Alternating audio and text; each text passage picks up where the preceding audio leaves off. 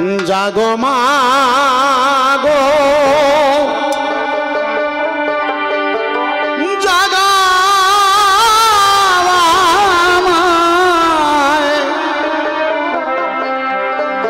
আমি তোমার দিন ছেলে জাগো মা গো জাগামায় আমি তোমার দিন ছেলে জাগো মা গো জাগামায়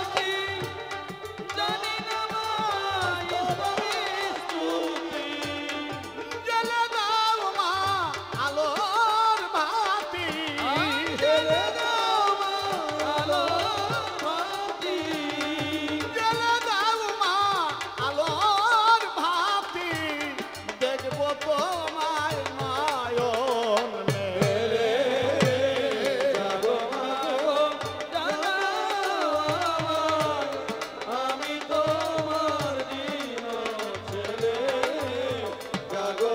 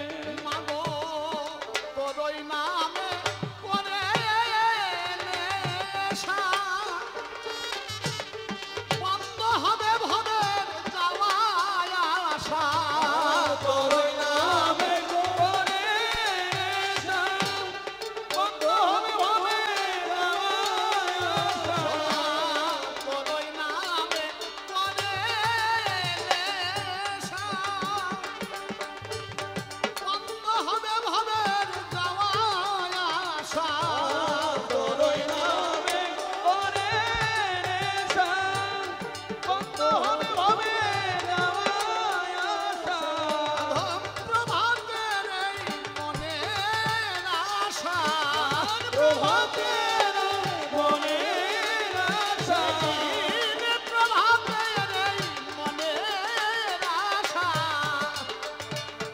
প্রভাতের মনের আশা মা পরে থাকবো চরণ বলে জাগো মা গো জাগো আমায়, আমি তোমার প্রিয় ছেলে জাগো মা গো জাগো আমায়। শ্রী গুরুর শ্রীপাদ পদ্ম হৃদ পদ্মে করে আরাধ্য শুদ্ধ চিত্তে প্রণতি জানাই। সাধু গুরু বৈষ্ণব হেরি আর যত পুরুষ নারী আমার প্রণাম গ্রহণ করিবেন সবাই।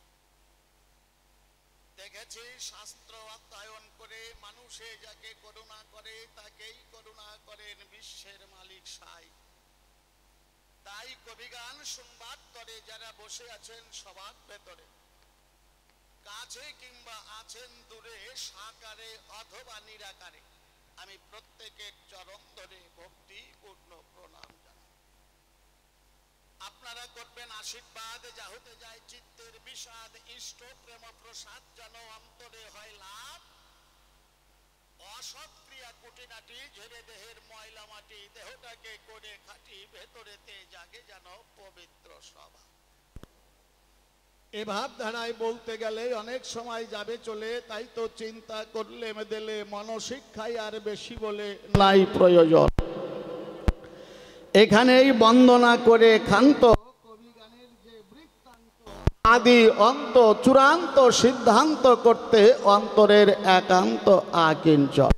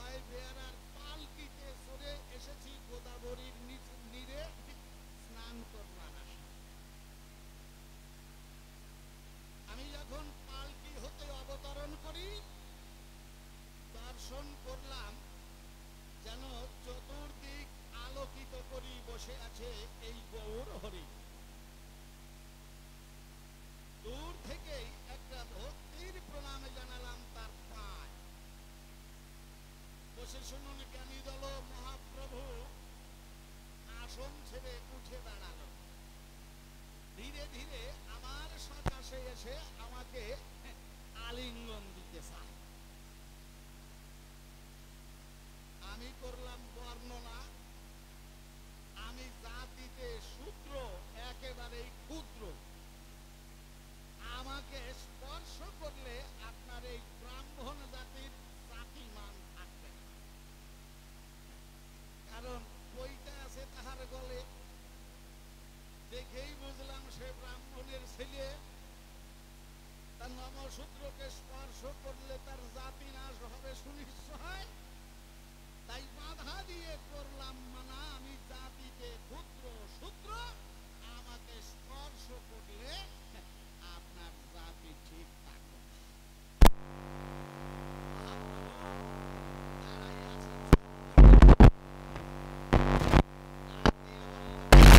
পরে এই সৃষ্টির ভেতরে ছোট আর বড় বলে আসলেই কিছু নাই। ব্রাহ্মণ, ক্ষত্রিয়, বৈশ্য, শূদ্র কেহ নয়। যেই জন কৃষ্ণ তত্ত্ববেত্তা সেই তো বৈষ্ণব হয়। এই কথা বলে জোর করে আমাকে ধরে আলিঙ্গন দিলে আমার ভিতরে একটা অজানা উদ্দীপনের আড়ম্বর হলো মহাশয়। আমি চিন্তা করলাম, তাই জীবনে বহু মানুষের সঙ্গে কোলাকুলি করেছি ভাই, কিন্তু কোনোদিন তো এই রকম ভাবের উদয় হয় নাই।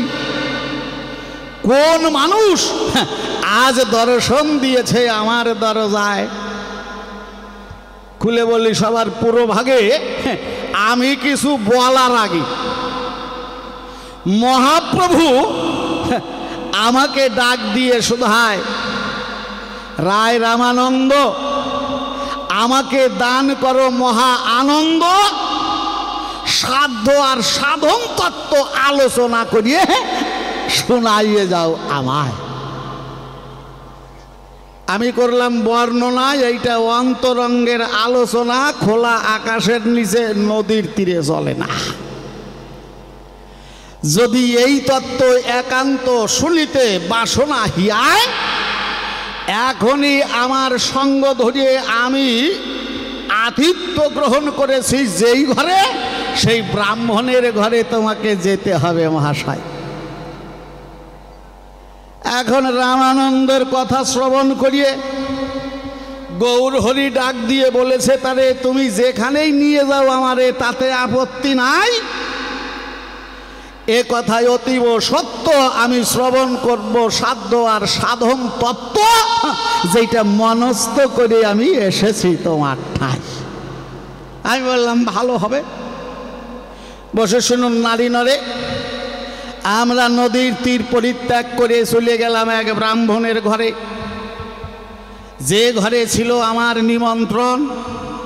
ঢুকে গেলাম গোপন প্রকোষ্ঠের ভেতরে, সামনাসামনি আসনে আমরা উপবেশন করলাম দুইজন একত্রে।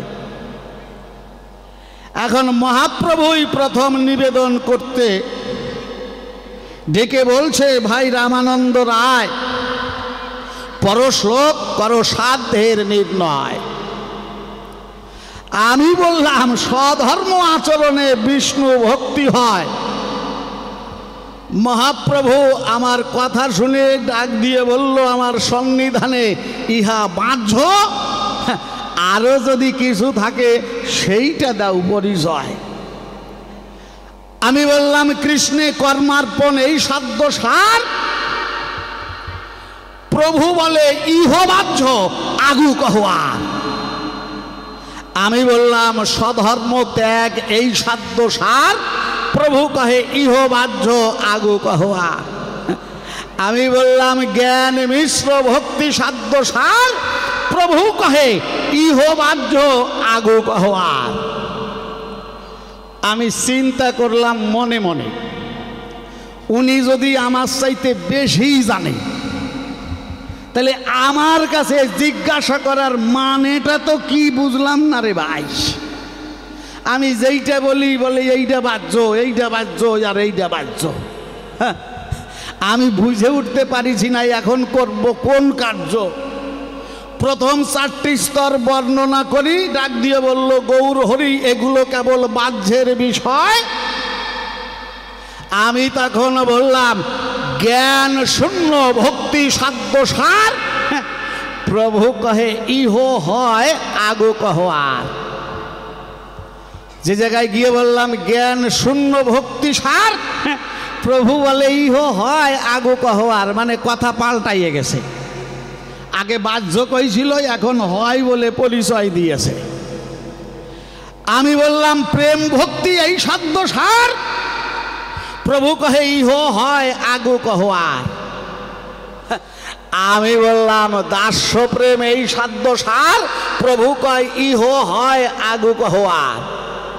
আমি ভাবলাম তাই, মনে হয় মুখস্থ করা কথা কয় চৈতন্য গোসাই। উনি বেশি কথাটা তা মনে হয় কইব না, উনি একটা লিস্ট করে নিয়ে আইছে মুখস্থ করিয়া যে যেই যেই কথা বলুক আমি এই রকম ভাবেই বলবো। প্রথম 4টেকে বলল বাহ্য, এরপরে পরের 3টে করলাম ধার্য, উনি বললেন এই 3টে হয়। আমি বললাম সখ্য প্রেম এই সাধ্য সার, প্রভু বললেন ইহ উত্তম আগু কহ আর। আমি বললাম বাৎসল্য প্রেম এই সাধ্য সার, প্রভু কহে ইহ উত্তম আগু কহ আর। আমি বললাম কান্তা প্রেম এই সাধ্য সার, প্রভু কহে ইহ উত্তম উত্তম আগু কহ আর। আচ্ছা বাবা, একবার উত্তম কইলেই তো হয়, তা 2বার উত্তম বলল, উত্তম উত্তম, তারপরে আবার বলল এরও পরে কিছু আছে নাকি সেইটা কও। এর কোনো মানে হয় নাকি বাবা? তাই আমি বললাম এর মধ্যে রাধা প্রেম সাধ্যা শিরোমণি, সর্বশাস্ত্রেতে শুনি যাহার বাখানি। ডাক দিয়ে বলে গৌর গুণমণি কৃপা করে কহরায় আগু কিছু শুনিস। মানে রাধা প্রেমের পরেও শুনতে চায়। আমি তো মানিলাম বিস্ময়, চিন্তা করলাম মনের ঠাই এই রাধা প্রেমের পরে যে কি আছে আমি কেন, আমার বাবারও মনে হয় কোনোদিন জানাশোনা নাই। আর এই জগতের যত ভক্তদের সঙ্গে হয়েছে আলোচনা, আপনারা শুনেন সুধিজনা, এই সম্পর্কে কারো নাই কোনো ধারণা। এরপরে আর কেউ কিছু জিজ্ঞাসা করে না, কিন্তু জিজ্ঞাসা করেছে আর চৈতন্য গোসাই। আমি চিন্তা করলাম মনে, তাহলে আসলে এই মানুষটাকে যে এলো আমার সন্নিধানে, আমি তাকে দর্শন করে চিনতে চাই মনে আর প্রাণে। করিয়া সাব্যস্ত, সঙ্গে সঙ্গে মনোরঙ্গে হইলাম ধ্যানস্থ। যখন স্বরূপে আরোপ করে দিয়েছি নয়ন, আমি পরিষ্কার ছবি দর্শন করি বসে শুনুন নরনারী। বিস্ময়ে হতভাগ হয়ে পড়ি, মেলিলাম 2 নয়ন। ডাক দিয়ে বললাম পহেলা দেখিলাম তোমায় সন্ন্যাসী স্বরূপ, এবে কেন দেখি বলো শ্যাম গোপভোগ। বাম ভাগে দেখি তোমার কাঞ্চন পাঞ্চালিকা, যার স্বর্ণ জ্যোতিতে তোমার কৃষ্ণাঙ্গ ঢাকা। হৃদয়ে প্রেরণা যোগাও জিহ্বাও কহো বাণী, কি কহো হে ভালো মন্দ কিছুই নাহি জানি। মোর মুখে বক্তায় আবার তুমি সম্মুখে শ্রোতা, আমার মধ্যে তোমার কথা বলে শুনে শুনে প্রভু ঘোষাও মনের ব্যথা। ডাক দিয়ে বললাম গোসাই, এই রাধা প্রেমের পরে কি আছে তার আমার জানাশোনা নাই, তবে আমার স্বরচিত আছে গান, যদি আদেশ করো ভগবান সেই গান খান আমি তোমারে গাহিয়া শোনাই। বলল তাহলে সেই গানের কথা কয়টাই শুনতে চাই। আমি বললাম কহিল এই রাগ নয়ন ভঙ্গ ভেল অনুদিন বাল অবধি না গেল, নাশ রমন নাহাম রমণী, দুহু মন মনোভাব পেশ হলো জানি। এইখানে গৌর গুণমণি দিয়ে হাতছানি চেপে ধরলো মুখখানি, আমাকে করলো মানা। শোনো হে ভাই রায় রামানন্দ, আমার হয়ে গেছে পরিপূর্ণ আনন্দ, আর তোমার বলা লাগবে না, আর কিছু বলা লাগবে না। আমি চিন্তা করলাম, বা এত কথা কইলাম তাতে ভালো লাগলো না, তাহলে গানের কথাটা তো আগে বলিয়ে দিলে আমার এত কষ্ট হইতো না। এইবার এই গান থেকে আমি কিছু জিজ্ঞাসা করব আমার গৌর হরিকে, কারণ প্রশ্ন করার ধৃষ্টতা আমার নাই। কারণ প্রশ্ন সেই করতে পারে যিনি প্রশ্নের সমাধান জানে। যাকে জিজ্ঞাসা করবে সে যদি উত্তর দিতে না পারে, তাকে আবার জবাব দিয়ে বুঝাইয়ে দিতে পারে মনে প্রাণে, তাই না বাবা? যেমন মাস্টারমশাইয়ের প্রশ্ন করা সাজে, ছাত্র জবাব না দিতে পারলে মাস্টারমশাই পরবর্তীকালে সুন্দর করে তারে বুঝাইয়ে দেয়, তাকে প্রশ্ন করার সার্থকতা বলা হয়। কিন্তু এখানে আমার জিজ্ঞাসা, হে গৌর হরি, তুমি যখন সাধ্য সাধন তত্ত্ব জানবার তরে উদয় হয়েছ আমার ধারে, জিজ্ঞাসা করার পরে দশবিধ স্তরে আমি করিলাম নির্ণয়, তুমি কেন বাহ্য হয় আর উত্তম বললে? আমাকে একটু বুঝাও বলে এই বাহ্য হয় আর উত্তমের তাৎপর্য বুঝিতে আছে অভিপ্রায়। প্রথম চারটে স্তরকে কেন বাহ্য বললে? এই বাহ্যের তাৎপর্যটা কি, কেন বাহ্য বলছে? আর মাঝখানে তিনটে পর্বকে বললে হয়, এই হয়েরই বা তাৎপর্য কি আছে বিশ্ববসুধায়? আর শেষের তিনটে উত্তম হলো, আমার কাছে খুলে বলো তিনটে কি করে একসাথে উত্তম হয়? যেমন স্কুলে যারা ছাত্ররা পরীক্ষা দেয়, যারা পাশ করে তাদের মধ্যে একটা ভাগ হয়ে যায়। যারা 45 নম্বর পায় শতকরা 60-এর নিচে হলে তারে সেকেন্ড ডিভিশন কয়। একেবারে 60% যখন 6 হয় তখন অনেকে হায়ার সেকেন্ড ডিভিশন কয়। তো 100-তে যদি 60 পায়, 75-এর নিচে পর্যন্ত থাকলে আপনারা জানেন ভক্ত দলে তারে ফার্স্ট ডিভিশন কয়, আবার কাছাকাছি হলে হায়ার ফার্স্ট ডিভিশন কয়। এরপরে যারা 75% নাম্বার পায় তাদেরকে কি বলে? বলে স্টার পেয়েছে। যদি 75 পার করে 80% পায় তখন কয় লেটার মার্কস পাইছে। আচ্ছা, এর পরে যাইয়েও দেখা যায় একজন 97-98% পায়, তারে কয় ফার্স্ট। এত ছাত্র পরীক্ষা দিছিল, তার মধ্যে এইবার অমুক স্কুলের অমুক ছাত্র, অমুক তার মা বাবা, সে এই কাজ করে, কিন্তু ছেলেটা ফার্স্ট হয়েছে। তাহলে আমাদের দেশের একটা রত্ন বলে তার হলো পরিচয়, আর যে ফার্স্ট হয় তারে কেবল উত্তম কয়। তাহলে তিনটে একসাথে কি করে উত্তম হলো? এই উত্তমেরই বা কি তাৎপর্য আমার কাছে খুলে বলো, তোমার কাছে আমার জানতে অভিপ্রায়। প্রশ্নকর্তার প্রথমে বেশি প্রশ্ন করা ভালো না, তাই না বাবা?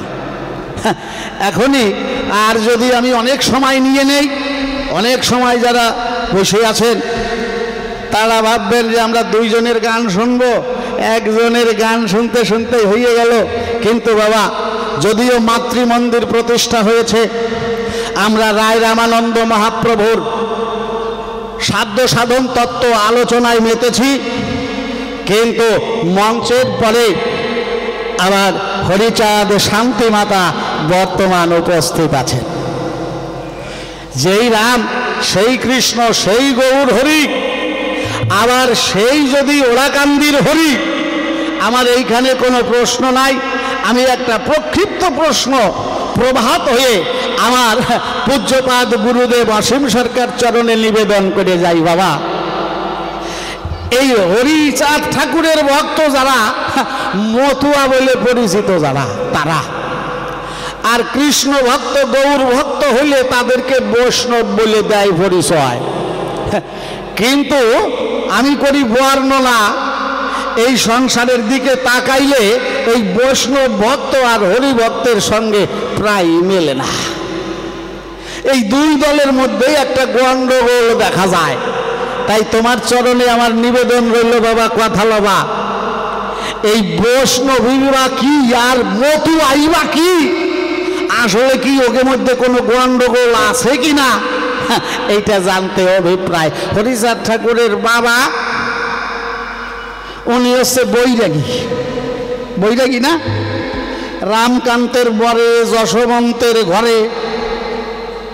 তাহলে রামকান্ত বৈরাগী, তার ঘরে যশবন্ত বৈরাগী, তার ঘরে হরিচাঁদ ঠাকুরের আবির্ভাব।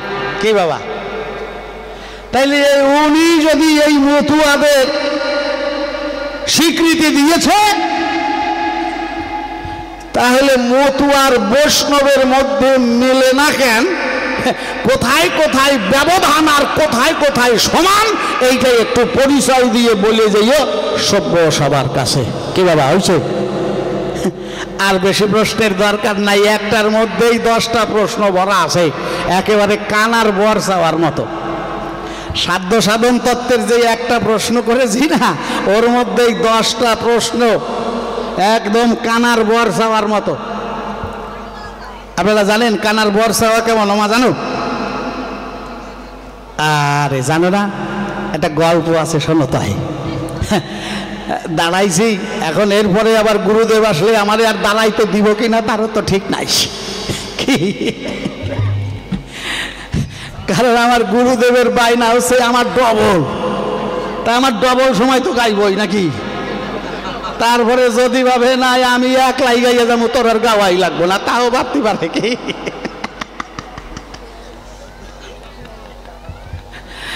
তা যাই হোক, এটা কথার কথা। তবে আমিও সেই রকম, বললেন, বর চাইয়ে গেলাম কানার বর চাওয়ার মতো। এক জন্মান্ধ, মানে জন্ম কানা, জন্মের থেকে কিছু দেখে না। এখন এই জন্মান্ধ কি করে? ও তো বাড়ি ঘরে থাকে না, জঙ্গলের মধ্যে ভগবানের সাধনা করে, বাইরে তো কিছু দেখে না। ওই এক মনে ভগবানের সাধনা করতে করতে ভক্তের বাদ্য ভবারাধ্য, ভক্ত দিলে ভক্তির ভোগ নৈবেদ্য, ভগবান তার কাছে দেয় দর্শন। ভগবান আইসে উদয় হইয়েছে, ডাক দিয়ে বলে ভক্তের কাছে, এই ভক্ত আমাদের ডাকাডাকি করিস কি কারণ? কানা তো চোখে দেখে না। কানা কয়, তুমি কি ডা? কয়, তুই জানে এতক্ষণ ধরে ডাকাডাকি করতেছিস, আমি সেই ভগবান, বল কি চাস? কানা চিন্তা করছে, যা ভগবান যখন আইছে তাহলে আমার মনের আশা আকাঙ্ক্ষা আমি মিটাইয়ে নিব।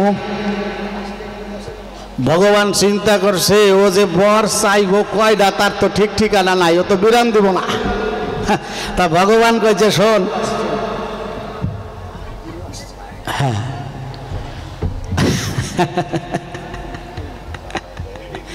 সবাই আনন্দে আছে। আমাকে সংবাদ দিলেন গুরু মশাই আসছেন। মায়ের একটু উলুধ্বনি দিয়ে নেন, জয় জয় শ্রী গুরু প্রেমানন্দে হরি হরি বল, হরি বল। তো সকলের কত আনন্দ। তা গল্পটা তাহলে বাদ থাকুক নাকি বলবো? তাই তো আবার খানিকক্ষণ দেরি হয়ে গেছে বনে, তারপরে আবার গানও গাওয়া লাগবে একটা। আচ্ছা, ছোট ছোট করে কইয়ে নেছি। তাই কানা চিন্তা করছে, আমি বর চাওয়ার তালে থাকবো, যা যা অভাব আছে সব মিটাইয়ে ফেলবো। ভগবান চিন্তা করছে, ও তো আমার বিরাম দিব না, জ্বালাইয়ে খাইব। তা ভগবান বলছে, এই শোন, তুই বর পাবি, অন্তরে কর বিবেচনা, এক বরের বেশি কিন্তু পাবি না। কানা কয়, শালা এত কষ্ট করিয়ে ভগবানের ডাইকি আনলাম, এক বর দিয়ে সরিয়ে যাইব? কানা বলছে, তথাস্তু ঠাকুর, তবে তোমার চরণে আমার প্রার্থনা, আমার বাক্যের পূর্ণ দাড়ি না পড়া পর্যন্ত তুমি তথাস্তু বলতে পারবা না। মানে একটা পূর্ণ বাক্য অসম্পূর্ণ বাক্য আছে তো, যে জায়গায় যাইয়ে দাড়ি পড়বে সেই জায়গায় তথাস্তু বলবাই। কমা ঠমা সেমিকলনের মধ্যে যেন হঠাৎ করে তথাস্তু বলে দিও না। তাই এখন বলছে ঠিক আছে তুই চা। এখন কানা বলছে ঠাকুর আমার স্বচক্ষে যেন দেখতে পারি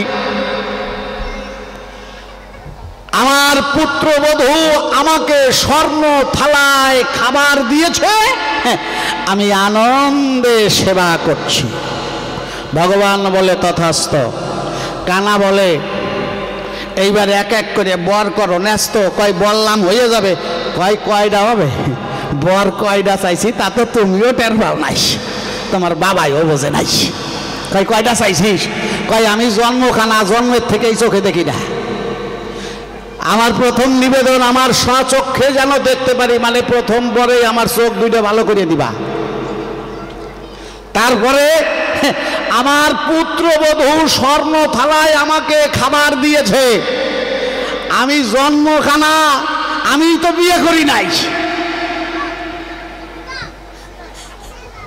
কায়দা দেখছেন? তাই বিয়ে না করলে, ছেলে না হইলে পুত্রবধূ হয় নাকি? আগে পুত্র হইব, তারপরে তো বিয়ে দিলে পুত্রবধূ হইব। কানা কাছে আমি কোনো জায়গায় যাতে পারবো না, তুমি ভালো দেখা ভালো বংশের একটা মাইয়া আমার জন্য আগে খুঁজে নিয়ে আসো, তারপরে আমার বিয়ে দাও। তারপরে আমি কিছু করি আর না করি ঝটঝট করে যেন তাড়াতাড়ি আমার একটা ছেলে হইয়ে বড় হইয়ে যায়, তার ব্যবস্থা করে ফেলাও। আমার ওই ছেলে বড় হয়ে গেলে তুমি তার জন্য আরো একটা মাইয়া আইনে বিয়ে দিয়ে আমার পুত্রবধূ বানাইয়ে দাও। এবার সোনার থালায় আমারে খাইবার দিব, ঠাকুর টের পাইছাও? কয় টাকার মালিক হইলে সোনার থালায় খাবার জোটে? কি ওই অনুব্রত দেবব্রততেও কুলাইব না, কি আরো বেশি টাকা দরকার না? সোনার থালায় খাইবার দিব মানে এটা ব্যাপার আছে না? ভগবান কয় ওরে শালার কানা, তুই এক বরের মধ্যে বর ঢুকাইছিস 14 খানা, আগে তো টা টের পাইলাম না। তাই আমি কানার বর চাওয়ার মতো প্রশ্ন করিয়ে গেলাম। এরপরে আমার গুরুদেব এসে মহাপ্রভুর ভূমিকায় দাঁড়াইয়ে জবাব দেবে। তারপরে আমি প্রভাত হয়ে যে প্রক্ষিপ্ত প্রশ্নটা করলাম ঠাকুরের ভক্তদের সম্পর্কে জানবার জন্য, কি হলে খাঁটি মতুয়া হয়, আর বৈষ্ণবেরা মতুয়ারা কেন গন্ডগোল করে, আসলে মূল বিষয়টা কি, সব ধরে ধরে সমাধান দেবে ধর্মরাজ সবাই। এইবার টানিয়া সুরার ছন্দ আমি ছোট্ট করে গাহি একটা করি একটা সঙ্গীত আনন্দ, আপনারা ভক্তবৃন্দ বসে বসে শুনুন ধর্মরাজ সবাই।